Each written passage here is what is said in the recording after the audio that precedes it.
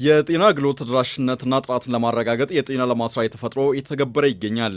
የአገልግሎት መስጫ ተቋማትን ማስፋፋትና ማጠናከር፣ የግብዓት አቅርቦትና የባለሙያዎችን ክህሎት ማሳደግ ትኩረት የተሰጠው ጉዳይ ነው። በዚህም ጤናማና አምራች ዜጋን ለመፍጠር እየተደረገ ያለው ጥረት በተሳካ ሁኔታ ቀጥሏል።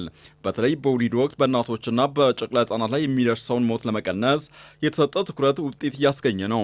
ከእርግዝናና ከወሊድ ጋር ተይዘው የሚታመሙና የሚሞቱ እናቶችን ቁጥር ለመቀነስ ብሎም ለማስቀረት የቅድመ ወሊድ የወሊድና የድህረ ወሊድ የጤና አገልግሎቶች እየተሰጠ ይገኛል። በስልጤ ዞን ስልጤና ሳንኩራ ወረዳዎች ያነጋገርናቸው የአገልግሎት ተጠቃሚ እናቶች እንደሚሉት በጤና ተቋማት በመገልገላቸው ቤት ውስጥ በመውለድ ይደርስባቸው የነበረው ጉዳት ቀንሷል። በየወረዳዎቹ ለእናቶች የተሰሩ ማረፊያዎች በቅድመ ወሊድ ወቅት በቅርበት የሕክምና አገልግሎት እንዲያገኙ እንዳስቻላቸውም ነው የተናገሩት።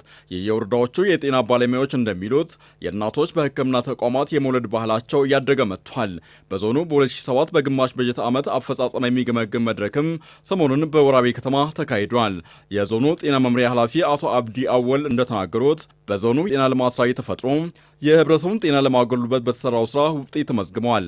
በተለይ የእናቶችንና የህፃናት ሞት ለመቀነስ የቤተሰብ ምጣኔ አገልግሎት ማሳደግ፣ በሰለጠነ ባለሙያ የወሊድ አገልግሎት መስጠትና HIV ከእናት ወደ ልጅ እንዳይተላለፍ ትኩረት ተሰጥቶ እየተሰራ እንደሚገኝም ነው የገለጹት።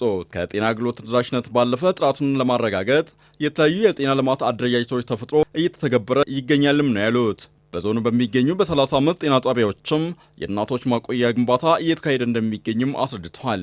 የተቀመጠውን እቅድ ሙሉ በሙሉ ከመፈጸም አንጻር ከወረዳ ወረዳ የሚለያይ በመሆኑ ዝቅተኛ አፈጻጸም የታየባቸው እንደ ሁልባራግ ያሉ ወረዳዎችን በቀጣይነት የማጠናከር ስራ ይሰራልም ብሏል።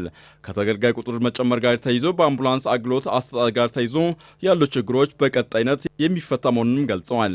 የስልጤ ዞን አስተዳዳሪ አቶ ሰማን ሺፋ በበኩላቸው በምዕተ ዓመቱ የተቀመጡ የልማት ግቦችን ለማሳካት የተጀመረው የጤና ልማት ሰራዊት ግንባታ አጠናክሮ ማስቀጠል እንደሚገባ አሳስበዋል።